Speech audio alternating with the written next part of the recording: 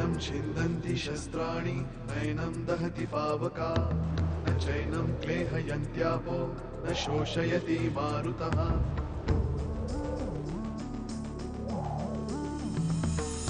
दिवसामागुणरात्र धावते सकाळ संध्याकाळ सूत्रधार जो या साऱ्याचा नामतयाचे काय तयाच्या मनात दडले नकळे कधी कुणा क्षणात होते संभव सारे क्षणापूर्वीचे असंभव असंभव असंभव असंभव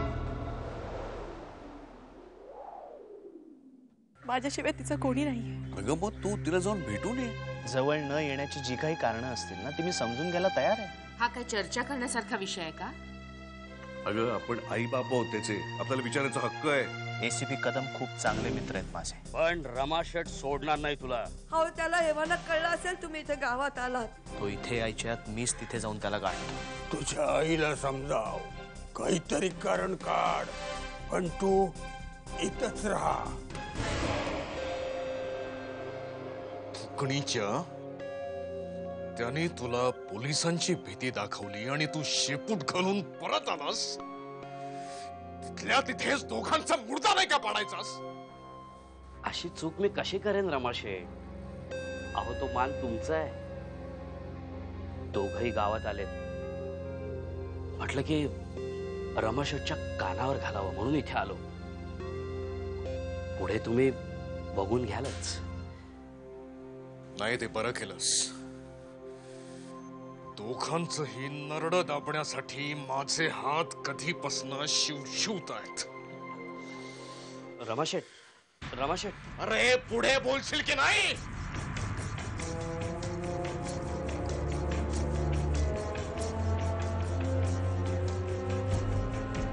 तुम्हाला कुठेही जायची गरज नाहीये रमाशेठ. मी स्वतः आलोय.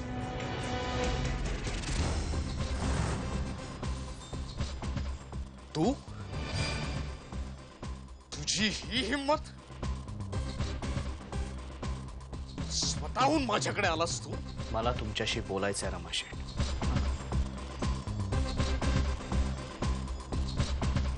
माझ्या अंगाला हात लावायची चूक करू नका. मला काही झालं आणि आमच्या कंपनीत ती बातमी पोहोचली ना,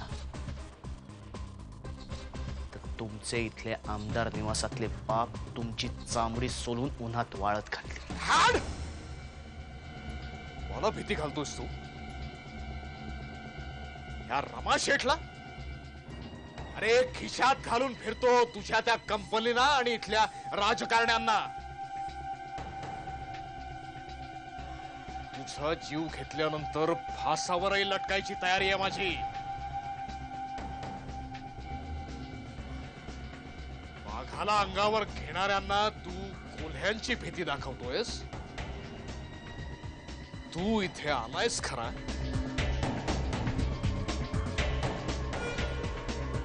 पण इथनं परत जाणार नाहीस तू. श्रीराम श्रीराम श्रीराम विष्णू. हे विष्णू.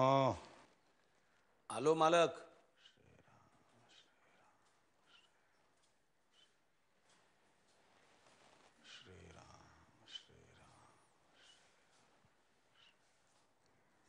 पाणी देऊ?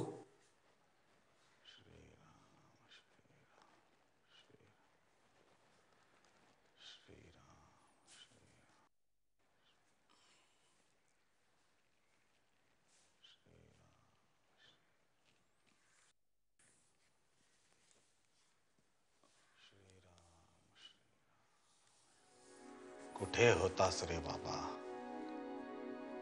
सगळ्या खोल्या बंद करून घेतल्या, सामानाला कवरं घातली.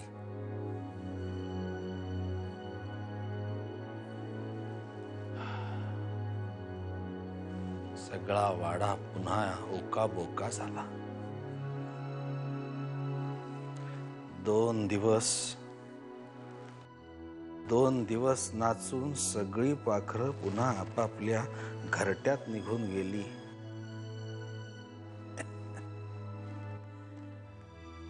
राहिलो आपण दोघच. हो, यावेळी आपण दोघच. आता सोपान आजोबा सुद्धा नाहीत. पोलिसांची काय खबर? काहीच नाही मालक. हल्ली मला झोप पण लागत नाही. सोपान आजोबा असण्याची इतकी सवय झाली होती. वर्षानुवर्ष जागेवर असले तरी ते आपले होते. खोकत ओरडत होते, लटपटत होते, पण होते. आज तेही नाहीत. आदिनाथच्या लग्नाचं निमित्त झालं आणि केवढ्या घटना घडून गेल्या काही दिवसातच. कागदावर गोळाबेरीज मांडली तर एखाद्या कादंबरीत शोभाव्यात अशा घटना. म्हणजे पार्वती वहिनींची तस्वीर सापडण्यापासून आदिनाथ दुसऱ्याच कुठल्या तरी मुलीशी लग्न करून येतो तिथपर्यंत.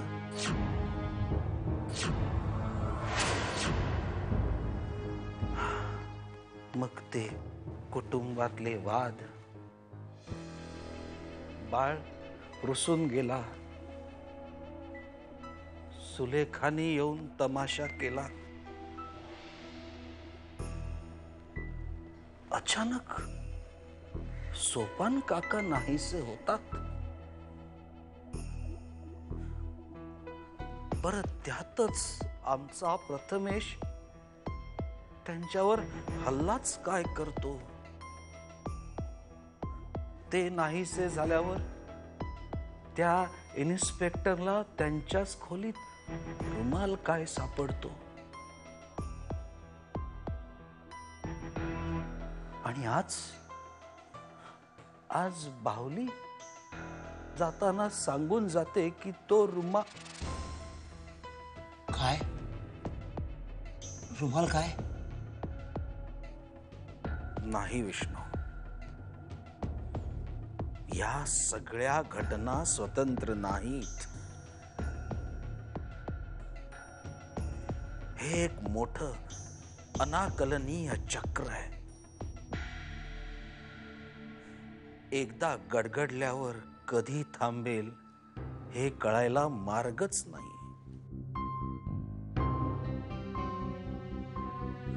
60 वर्षांपूर्वी बाबांच्या अस्थि विसर्जनाला गेलो असताना अशाच घटना घडल्या होत्या प्रचंड वेगाने. त्यातच माझ्या आईसारख्या पार्वती वहिनीला गमावून बसलो मी. कुठे गेली कधी कळलंच नाही.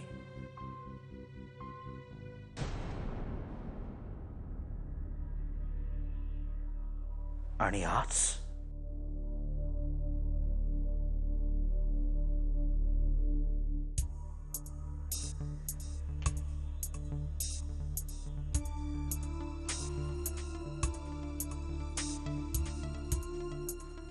ते वेगवान चक्र पुन्हा फिरत असताना तोच चेहरा पुन्हा समोर आला. एका वेगळ्या नावानं. जसा अचानकपणे नाहीसा झाला तसा अचानक समोर आला.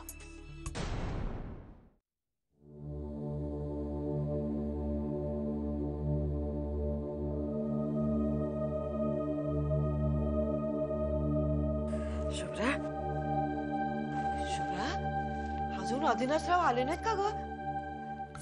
अगं बाई त्यांना फोन करून बघ ना. मगाशीच केला असता ना माई. फोन सुद्धा इथे विसरून गेलेत. अरे देवा, आता आपण त्यांना उगीच जाऊ दिलं. अगं त्या राक्षसाचा काय भरोसा. बापरे. माई मी जाऊन येते. अरे कुठे निघालीस तू? रमाकांतकडे. ए नाही शुभ्रा वेडेपणा करू नकोस. कुठेही बाहेर जायचं नाही. नाही माय मला जायला हवं. अगं असं काय करतेस तू? नाही ग. नाही अगं बाई त्याचा काय भरोसा आहे का? नाही तू कुठे जायचं नाही. मला आदिनाथांची काळजी वाटते. अगं नाही तू जायचं नाही. शपथ आहे तुला. गेलीस तर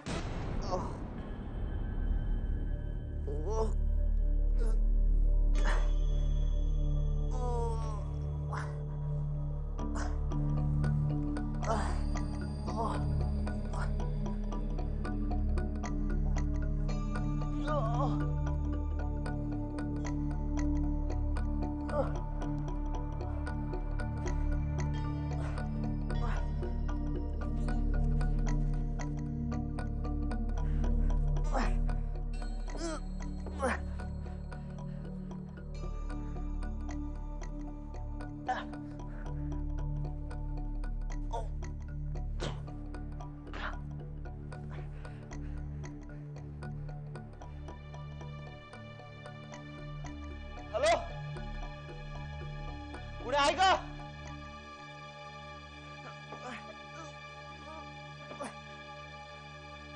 हॅलो हॅलो हॅलो. कोणाला फोन लावतोयस रे? कोणी वाचवायला येणार नाहीये तुला इथे.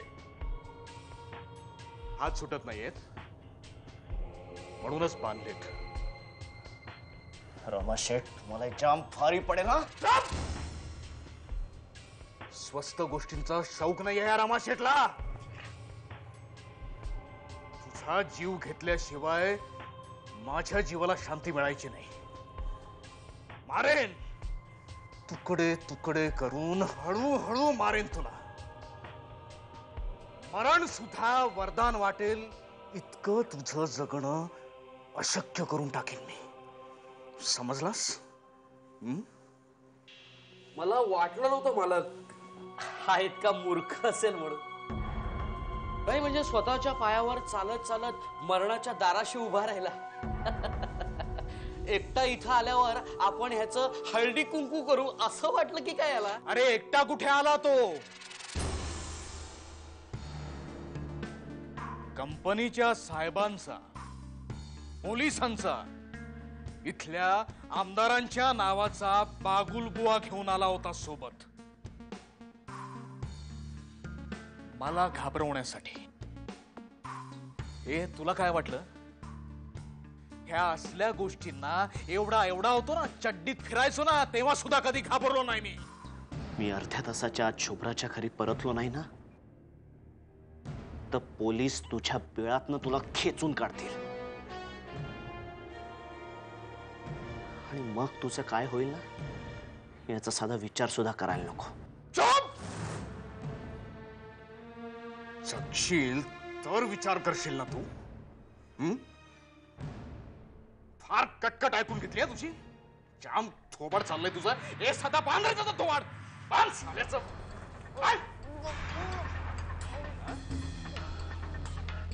बांध रे.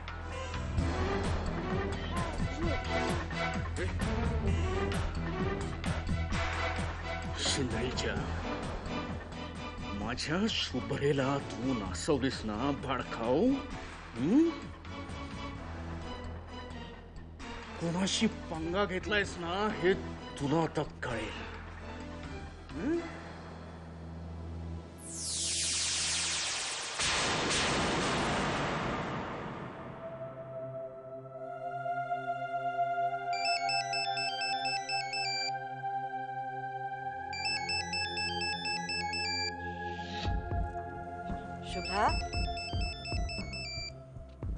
शुभ्रा का फोन वाजतोय, घेत का नाहीयेस?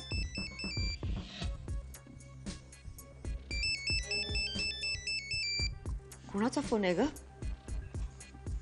आई बाबांचा फोन आहे. काय सांगू? दे, मी बोलते त्यांच्याशी. नको माही. अगं असं काय करते? माही, मी नको. बोलते त्यांच्याशी. तू असं करू नकोस, बोलते. हॅलो. हा हॅलो, कोण बोलतंय? आधी आहे का? नमस्कार, मी शुभ्राची आई बोलते. ओ, आपण पहिल्यांदाच बोलतोय. हो, आता काय करणार, मुलांनी परस्पर ठरवलं, उरकून घेतलं, काय बोलणार आपण त्यांना. तुम्ही आता खरं म्हणजे कोकणात यायला हवं होतं, भेट झाली असते ना. नाही हो, भेटायचं तर आहेच. बघूया कसं काय योग येतोय ते. बरं आधी आहे का? आदिनाथ ना, अहो ते सकाळीच घराबाहेर पडले, फिरून येतो म्हणाले. हो का? बरं, हे काल कधी पोचलेस? काल रात्रीच पोचले, पण उशीर झाला म्हणून त्याने तुम्हाला कळलं नाही वाटतं. अहो नाही ना, आम्ही सगळे त्याच काळजीत आहोत. बरं, शुभ्रा आहे का?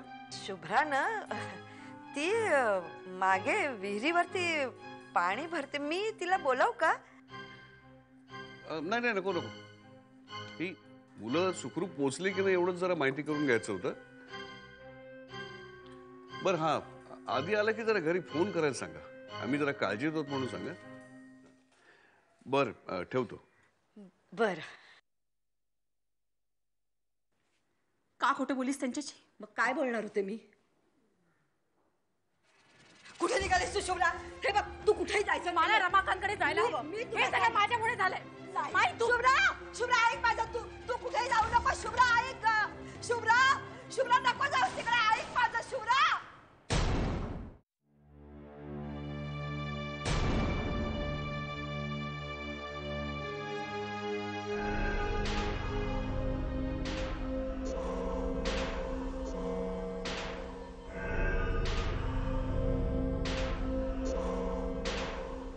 मला वाटलंच होतं तू परत येशील शुभ्रे. त्या शहरी सापानं भूल घातली होती ना तुला, म्हणून तू निघून गेलीस. पण मला खात्री होती तू परत माझ्याकडे येशील. मला विश्वास होता की शेवटी आपल्या प्रेमाचाच विजय होणार शुभ्रे. आदिनाथ कुठे आहेत? त्याचा बंदोबस्त केलाय ना मी. हे बघ, पुन्हा डोकं वर काढायची हिंमत करणार नाही तो. तू घाबरू नकोस. हा, मी तुला शुभ्रे. आदिनाथ कुठे? काय केलेस तू त्यांना? अरे वा शुभ्रे, शहराची हवा तुला एवढ्या पटकन लागली. आदिनाथ, तुझा आदिनाथ मरणाच्या दारावर उभा आहे तो. रमाकांत. हो, रमाकांत. रमाकांत खोत, ज्याच्या नजरेला नजर देऊन बोलण्याची या गावात कुणाची हिंमत झालेली नाही. त्याच्या आबरूवर हात घातला त्या शिंदळीच्यानं. हा, तुला काय वाटलं एवढं करून तू वाचेल? मूर्ख आहेस तू, मूर्ख आहेस. तो मरणार, आपल्या मौतीनं मरणार. तो सडून सडून मरणार. हे बघ शुभ्रे, मला नाही आवडत हे असं वागणं. मी चांगला माणूस होतो. तू मला भाग पडलंस हे असं वागायला. विश्वासघात केलायस तू माझा आणि माझ्या चांगुलपणाचा. तो भोग आपल्या कर्माची फळ. आदिनाथला जर काही झालं ना रमाकांत, तर मी तुला. भिकारडी कुठची? सोन्याच्या ताटात पक्वान्न वाढली तरी उकिरडे फुंकणाऱ्याची जात तुमची. कोण का कर तुझं? खंगून सडून मेला ना की मग तुझ्याकडे पाठवीन मी लग्नाची भेट म्हणून. चल जा.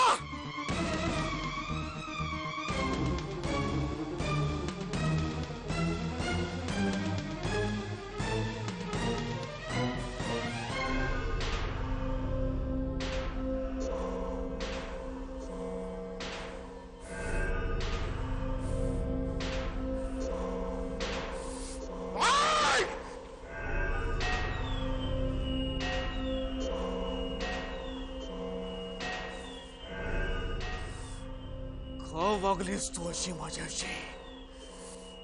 सुपरे, का वागलीस तू?